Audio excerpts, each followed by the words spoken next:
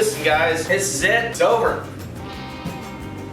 I know it's taking way too long. We're gonna do it. We're gonna put the last few parts on this bike. I'm so tired. I can't breathe. I don't like breathing anyway. Completely blew out a set of flip-flops. This is a backup pair I have. The green ones are gone. It was summer, winter. Now it's gonna be summer again. It's taking too long. Part of it's due to the work, but a lot of it's other crap. It doesn't matter. Nobody really cares. All you're really here for is to watch me turn the wrench on this thing. So, without further ado, last video we installed the dual sport kit, and it's good and all, except there's just one thing: is this light does nothing. It's just a dummy light, and I want to change that. With this aftermarket UFO fender, this back tail light, it's just a cover. There's actually nothing in this thing. Online I see there's a lot of people that are really ticked off about that, but I think UFO did it on purpose. See, by leaving this just blank up here, you get to choose what kind of light you're gonna put back here. I think they knew that a lot of people would be taking these bikes and converting them to street legal, and the factory light back here is a small AC one beam light, and we need a dual beam or high-low, whatever you want to call it, or brake running light that runs on DC. That whole housing is gonna be different, so it would make sense to me that they wouldn't even bother putting anything back here. If you want to put the factory stuff back in, it's just drill a small hole. If you want to change to something else, well, drill other holes. Let me show you what we're gonna do. I browsed around the interwebs and I came up with this solution right here. This is a small little bulb housing thing, and this is a small brake light LED bulb. It'll go in here. Now I've checked this out using just like my car battery. It's pretty darn bright. I've also tested it with the wires hanging out to the side, yes, but sort of shoved it in here like this. I know there's room for this whole thing to fit in here. There was a time I was actually considering just running just this and not the dual sport kit, but I just don't think it would be quite bright enough. And ultimately I thought, you know, 2 lights is better than 1, so we'll just go ahead and do both of these. But this was really, really cheap. You actually have to get 2 of them, so you have a buddy with an XR, you can do the same thing. Now what we'll do is we'll drill some small holes here and we'll run the wires down, and we don't want this just rattling around here, so I have a really cool solution on how we're gonna keep it still. And it's this, some stuff called Suguru, I don't know. I've used this before doing GoPro mounts and other things, and this one was a nice little colored pack, so I think I'll use some red here. But what this stuff is almost a silly putty type material. They call it moldable glue. It bonds to like almost anything. It really becomes a hard rubberized material. It's really, really sweet. So what I'm gonna do, I'll use 1, maybe 2 of these little packs here, and I'll just build some sort of little thing that's gonna sit over this. Something where I can still get the light bulb out and change it. Then we'll tap into the Baja Designs brake light kit. In fact, you'll see here in a little bit, I actually already added some little leads in the last video. I just didn't tell y'all about that just for doing this.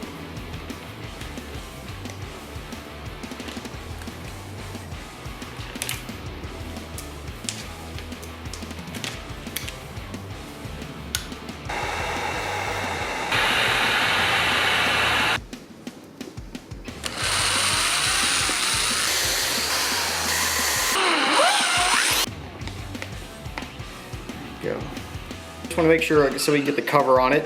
I think it's going to be important to be able to come in here and actually replace this bulb, although it is an LED bulb, and let's be real, it's probably going to last forever. This stuff really is like almost a silly putty kind of material, but I'm telling you, it will bond to all kinds of things. So my thinking is to try to make kind of a housing up on here. This is how I do them for GoPro mounts. I just kind of glob of it like this and then sort of force my material down into it.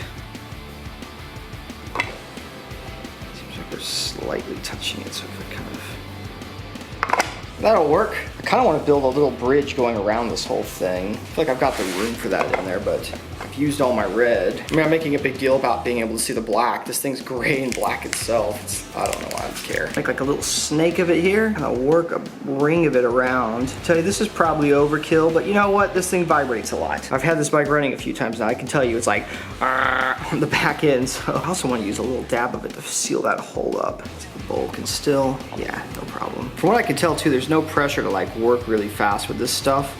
It seems to take like a good 24 hours to dry. I'm packing a little bit of black down in the hole where the lights come up. I'm gonna do a little bit more from the other side just to help sort of seal it. Just to double check here, you see the lens.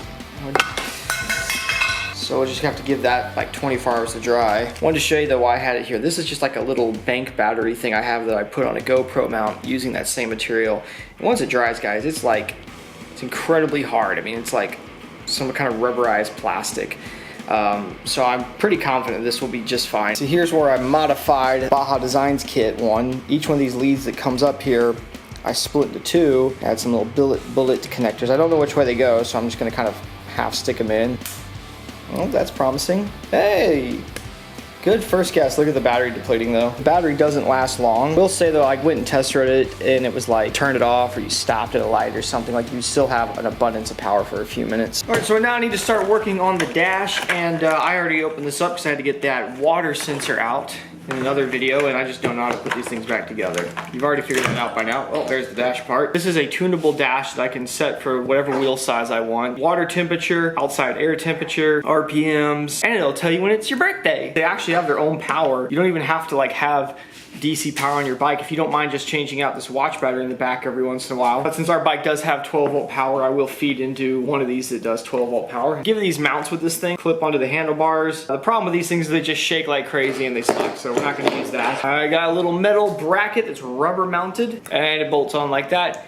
It's just great. I really like it. I think what I actually love to do is use the metal bracket in here to mount it directly to. There's actually already a small hole right here. This is kind of what I'm thinking. I'm thinking about putting it here. I have to add one more small hole right here. Then I would move the key over to the other side. And I'd also have to groove this metal here just slightly because this really is meant to sit kind of like this. These are just ever so slightly in the way. Not a big deal. We can just add a little sort of groove right there, but it'll kind of offset the dash a little bit, which is cool. It'll be like I have an F07, but I'll have the key here, the dash here, and yeah, I think we can do that.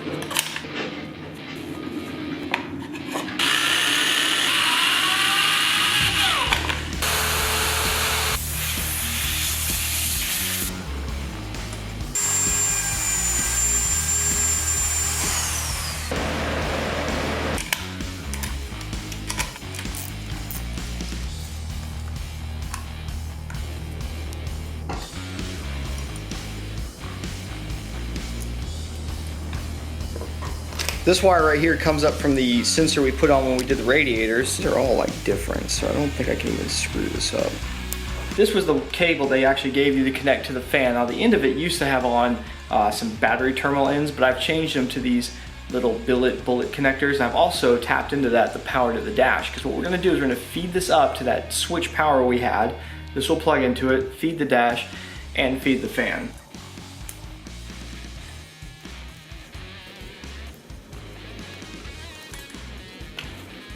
I know when these dashes get power sent to them, they always wake up. So if I've done this correctly, turn the key here. Oh, yep, there we go. So we know the dash is getting power now. Feel pretty safe in presuming that that's getting power too, but we'll test that in a minute. So for the tachometer to work, we need to put a sensor on the spark plug wire itself. We wrap this signal wire around 5 times. We need to leave a little bit of slack in this so that if we unplug this cable, this isn't just flopping all around making a lot of problems for us. 1 wrap, 2 wraps, 3 wraps, 4 wraps, and 5. We've got the water temperature sensor, the tach sensor, the power going into it. The final thing we have to set up is the speedometer cable on here. And the way this works is we have a bag of magnets here that can attach to the rotor. I'll show you that in a second. And then we have this pickup right here we have to mount on the fork. Every time that magnet goes by, it's gonna pick that up here on the signal.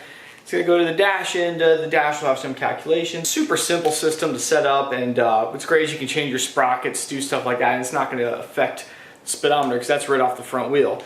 Of course, with the trail tach, it's also really easy to change the setting in it, so it's not a big deal if we go put like a 21 back on or something, but the first thing we're gonna do is put the magnet on the front end. Right here, there's a hole right here, and you see this magnet will just about perfectly go in there. The thing is, you really need a retainer. I mean, it would just probably stay there, and I've actually seen guys take it and put a dab of JB Weld in there, put a piece of tape around it, let it dry overnight, and pull it off, and it's absolutely fine. There is from Warp 9 a retainer with a magnet you can get that goes in here and stays in here. But I do know we're going to replace this rotor with that flame rotor. I'm not sure when it's going to get here. So the other bit in here is a couple different size bolts. I'm going to see if I can use one of these bolts instead. That way, if we go to the flame rotor, which doesn't have this magnet hole in it, the sensor will be in the right spot regardless.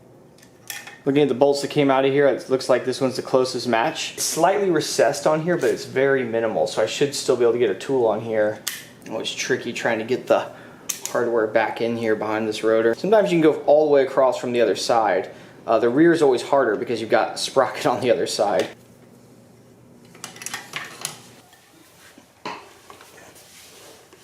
rotated the magnet to get it as close to the fork as I can get it. This is also good to make sure it's clearing everything. The bolt's pretty close to the fork right here, so I think this is a good spot. The magnet will go right past the sensor and that should trip it. I do see an option where if I took the caliper off, I could put it on the other side back in there. That'd be like a real well protected spot. If something ever did happen to nick it and rip it off, it would just wedge itself in there and probably lock the wheel up, or surely would break the sensor. Had it on this side, and the worst case scenario happened, something hit this and broke it, just fling this forward and then you could disconnect it here and just buy a new sensor. A little alcohol, clean the area. I know there's 3M adhesive though, it's so good.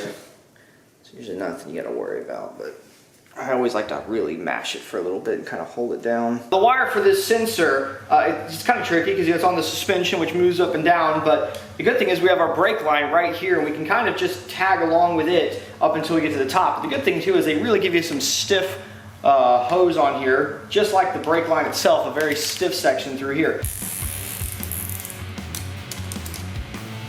Not too bad. Just use the brake line as a guide. Right up the brake line. From somewhere about here up to this spot here, I'm going to try not to have a zip tie because this whole section will be moving through this tube. I'm going to put one on the other side up here where I know the suspension is, yeah, it's fully uncompressed right now. But if you have one in this section, it has to try to pass through this hole quickly when the suspension's compressing and rebounding. That can make some problems.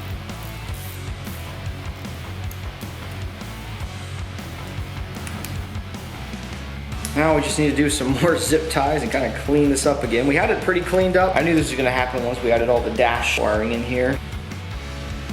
Handful of zip ties later, it actually looks pretty decent again. I realize it can look a little bit hectic, but if you pull the headlight off of almost any factory bike, you're gonna see just about the same amount of wiring on it. The biggest thing is that you gotta make sure when you turn the bars back and forth, nothing's being pinched. That's something you want to check a couple times before you call that good. Here's the best part, all sunk in. You can't see any of it, right? If you can't see it, it doesn't happen. Turning the bars here, making sure everything looks happy.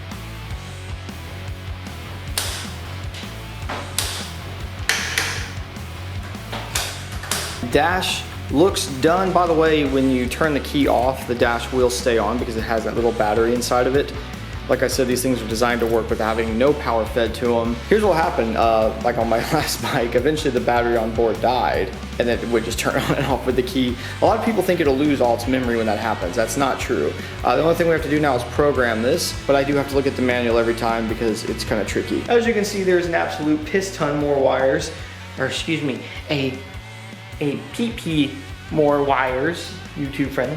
And what I'd like to do is put a little bit of old wire loom around, just this bit particular right here where it goes past the head stem and all that, just because this is the part where it gets under a lot of go here. I could put a few more zip ties on this, but I think too, because of how thick this is, I might have to break it into 2 little sections, but at least from about, you know, maybe here to here, if there was just a little bit of wiring loom in this little area, well, that'd be straight. Shit. Wiring loom like this really isn't about like trying to keep water out of this or anything. In fact, if anything, I'd always say make the seam of it down when you get done. It's more just about protecting things. And if you think about all these wires sliding back and forth through all this stuff right here.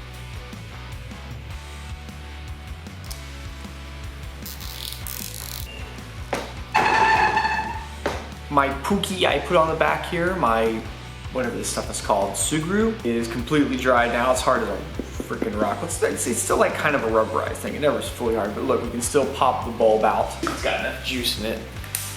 Oh, just for a second there, you can see it's going dim. Putting these screws back into plastic, and they always have kind of like a sheet metal looking screw. What you do is you stick these in, spin them backwards until it feel it fall into the old threads, and then screw it in. That way you're not recutting new threads every time.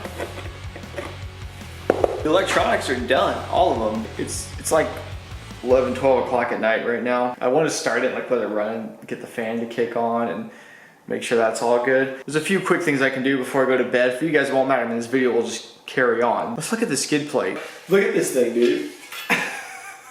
It's flipping huge. It's a big bike though. It is aluminum, so it doesn't really weigh much anything. It's simple, strong, it will work. I love too, it came with no instructions, no real paperwork, just a little Ziploc bag on here with 2 longer bolts, 2 shorter bolts, 4 washers. Looking at the skid plate, one thing I would be slightly concerned of, and this is any skid plate, is you gotta look where the frame is gonna run alongside this. And a lot of times it's not a bad idea to put some kind of foam or rubber right in that area. These skid plates tend to be a big amplifier of all your engine noise and bounce it back at you. So I had a crazy idea. I'm gonna try to kill two birds with one stone. I've never done this like this. I've done similar things, but I've got some sort of foam rubber here.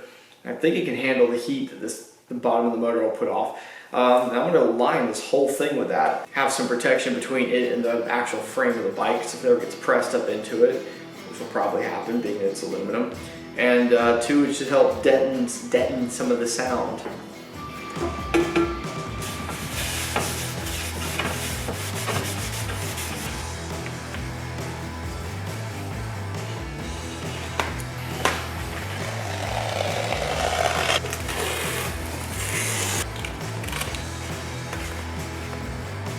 Man, this thing is like really sticky.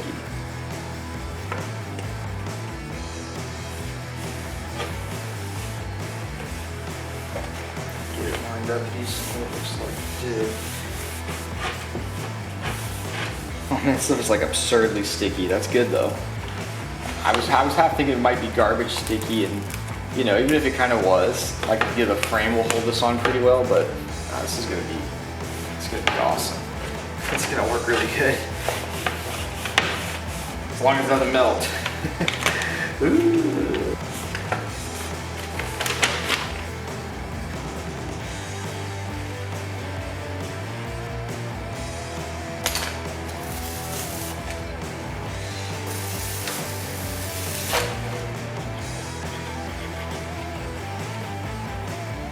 It was definitely a pain trying to cut all these little holes out. It looks a little better from this side. So let's grab our hardware with no directions, and I guess they assume we'll figure it out. It looks like I'm gonna have to run a tap through all these holes before I can put a bolt in them, because for some reason they're all just shit canned. It's not even like I'm really cutting the thread. It's not like someone shoved the wrong bolt in there across it. It's just so full of crap. It's like so many times, it's like simple things, but in this build, nothing seems to be that simple. Check it out, I picked up some random blind spot mirrors on the interwebs, super cheap. I just put it right here on the handguard. I don't know if this is actually gonna show me anything, but it will keep me legal. This is gonna be like the most legit Supermoto I've ever owned. Airbox cover, right? I wanna modify it. Now this gets a little bit controversial with some people modifying airboxes. There's a lot of very strong opinions online, and some of that's for good reason. A lot of the factory airboxes are really well engineered, and you trying to modify them to get more airflow will make problems. Particularly I found with sport bikes, that whole random air system they have, all that. Usually best just to leave that the way it was built. It works well. But on certain bikes it does make a lot of sense to do some sort of airbox mod. You particularly see in the dual sports and dirt bikes. Just having the most airflow it could possibly get seems like it would be best as long as you tune properly for it. But it's complicated. Let's not get into all the reasons why. But there is good reasons to be a little precautious about doing air filter, airbox mods. I think the best thing to do is to look your bike up, kind of try to research a little bit and see what you find professionals say about it. Like I had a DRZ 400, and I remember jet kits and other tune kits would literally say on there, make sure you've done what's called the 3x3 mod, very common mod on those. Has to do with the airbox. In fact, I can remember on some jet kits it would say do not cut beyond the 3x3 mod, which means it's a 3" by 3" square. And some people would be like, oh, I'll do a 4x4 and make it even bigger. And you say, no. So it's funny how they actually knew that. Anyway, the XR, the side cover holds the air filter in place. This is a bike people definitely modified. The Baja guys, all of them had these things opened up a little bit more. You'll find the professionals say, yes, open this airbox a little bit. All the air has to kind of come in right now, kind of then roll over the top here and go in. So what a lot of people end up doing is putting holes right in this area. There's a couple different options. One thing out there is a screen kit that a lot of people put on these things. What I went with was these little uni air vent thingies. I remember back in the day, people always had these on their Supermotos and stuff, and you don't really see it as much now, but since this was a bike I always wanted back in the day when I first got into Supermoto, if I'm going to do an air filter mod, I want to do this one. Also, I do think there's some good practicality to doing these things. They're uni, which is what our filter is anyway, so it has filter material inside of these. And so when you put a hole in the actual outside here, you do open yourself up for like a lot of dust and other junk in there, or when it rains. But if you have vents that are little filters themselves that you oil, then it should be okay. I think even in the rain, it would not be a problem, because if these things got wet and you already had oil on them, if anything, they would just sort of clog up, and this thing, it'd be easier for it to just pull air in through the main port there. You probably get a little moisture on here, but these things, an oiled air filter like this is meant to take a little bit of moisture and water hitting it anyway. According to the directions, you basically have to cut a 1-inch hole in your plastics everywhere you want to put these things, or in your air filter, air box, wherever you're mounting them, which is a little scary because that's the outside here. So I think I'll put some blue tape on this when I do it, and then we're gonna arrange these things. So like I said, you see there's like some little things here that press against the filter, and I don't really want to cut those out, so I'm using just a drill bit kind of as a straight edge. Keep changing my idea on the exact pattern I want to, so I'm about to have to just commit to one, you know, and be like, all right, that's what it is. All right. I'm just gonna check it from 3 sides. 3 little dots, and they're kind of triangulating themselves. Since I've never used a drill bit like this on plastic, I've actually just grabbed the old garbage fender. I've put a little dot right here. I want to see what it'll be like trying to put a hole right there. So I'm thinking if I take the sharp end of the bit here, press just slightly, and then we'll start nice and slow.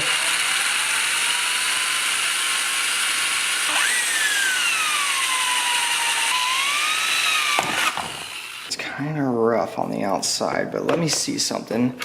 I gotta shove one of these in there. Yeah, look at that. Doesn't look rough at all.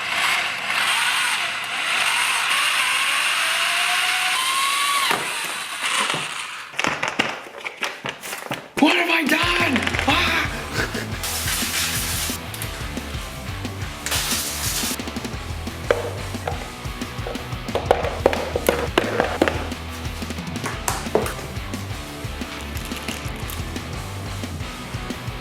So I'm gonna put the gas tank on, fire up the bike, and make sure that the fan radiator stuff is working. You gotta get this shot every time because everyone wants to see this.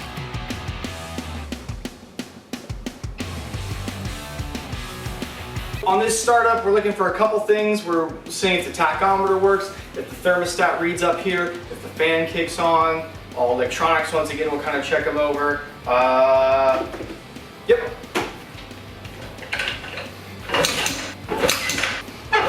Oh yeah, you gotta put the key on. God dang it, I keep forgetting that. So he has a key to ignition now.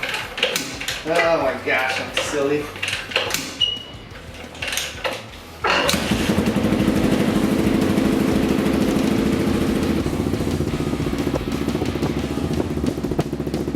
The water temperature right here, which is before the thermostat, and down here, this is after the thermostat.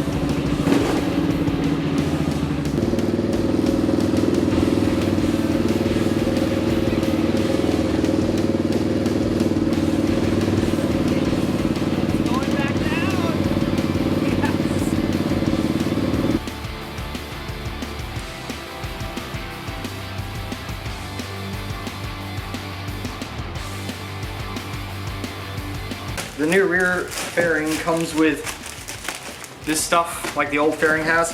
Although I will say, with my fake carbon fiber, so funny, it's I've had this thing idling in here for like a good while with like fans on it while I was setting things like the idle and small things like that. And the exhaust never gets even more than slightly warm. I mean, I'd still say run them, of course. I'm just saying, I think with that carbon can, it stays really nice and cool, you know? I did it. Look at that.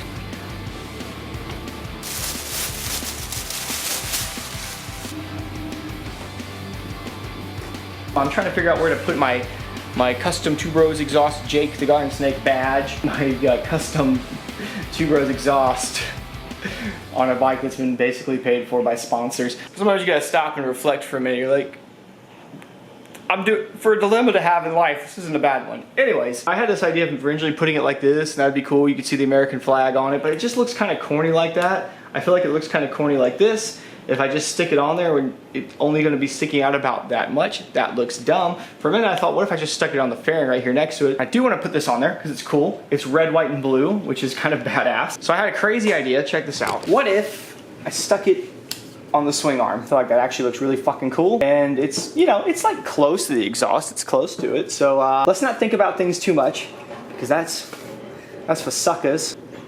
Yeah. I fucking like it. I like it a lot. But because I'm just a crazy man, I actually went and bought one more part for it that needs to go on, and that is a new rear sprocket. No, front sprocket. Yes, a rear sprocket, the smallest rear sprocket ever.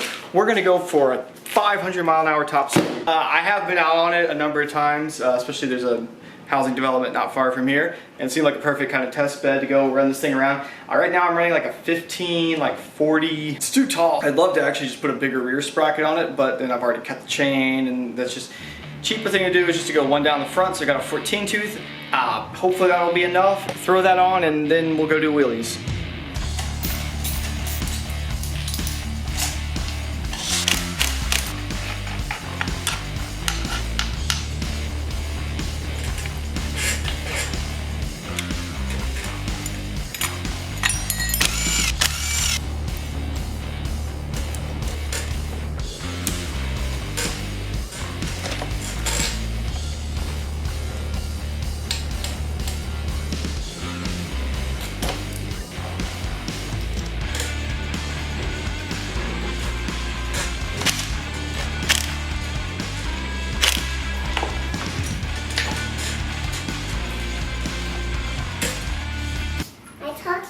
Puppies bye.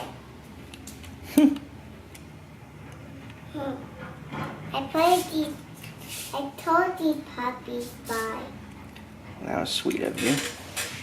Well, that's basically all the parts, guys. Decided to spare y'all the video of me cleaning the chain. I should have never even rode it like that. You know when they get that overly crazy amount of grease they put on when they're new? I don't know how they do that, these chains. The last thing you saw of me finishing up the back of the bike, that was 2 weeks ago. And we have a total now of right at 50 miles. 50 miles dead on. First 25 miles was just doing some shakedown stuff, trying to make sure the tires were broken, carb was tuned right. I did have to tweak the carb a little bit, and I started filming some of it, but honestly, I don't feel like I'm an expert enough to really show off myself tuning the Electron. It's a little different than a normal carb, but I just followed their own instructional videos. Now, I will say it's a lot easier to tune than a normal carburetor. I mean, really, really simple. I feel like I've got it dialed in now, so the bike starts fast, incredibly responsive. It's really good. Obviously, I'm gonna do like a big breakdown after I do a reveal video, kind of like all the parts we've put on it, what I think about them, try to look at cost breakdowns. I know a lot of people have been asking for that stuff. That will come. We're definitely gonna do a video on that.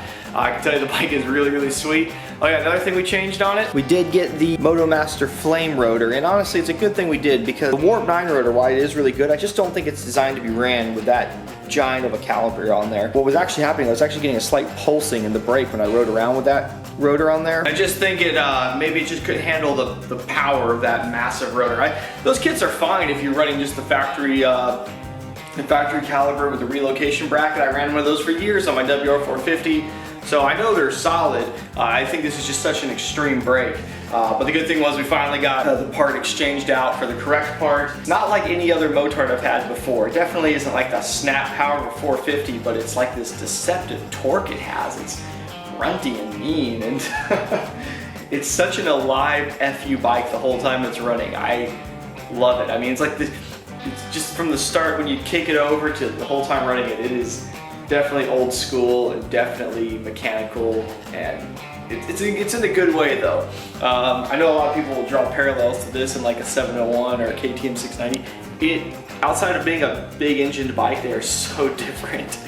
There are a lot of same too, I suppose, but that could be a whole video just talking about that. Huge thanks to the sponsors that worked with me on this thing. Continental Tire hooked it up, MotoMaster hooked it up, Supermoto, Warp 9, SMS Racing did the suspension, Baja Designs set us up with the Dual Sport kit. Boy at We Coat It doing the powder coating, Electron carburetor, RM stator, Two Bros exhaust, Righteous stunt clutch. I'm surely forgetting somebody in there. The next thing I'll be doing is filming some of the reveal video stuff on it. You know, I mean, obviously I'm showing it off right now, but I mean, I want to do a proper first ride video of it. Oh, the DIY tubeless stuff has not lost any air. From the time I did it, I left 40 PSI in both tires, and when I went out to ride it, like 5 months later, it was still right at 40. I aired them down. I think I'm running like like 26 or so, like 22, 23. I was worried about once I rode on it, is it gonna still be there? And it is, it's perfect. I'm gonna go do the tag tomorrow. Big thanks to you guys who bought Big Red Pig merch, supported the project too. I'm really digging how it's actually looking with no graphics kit on it. I was really sure I was gonna get some kind of graphics kit. Now I'm like,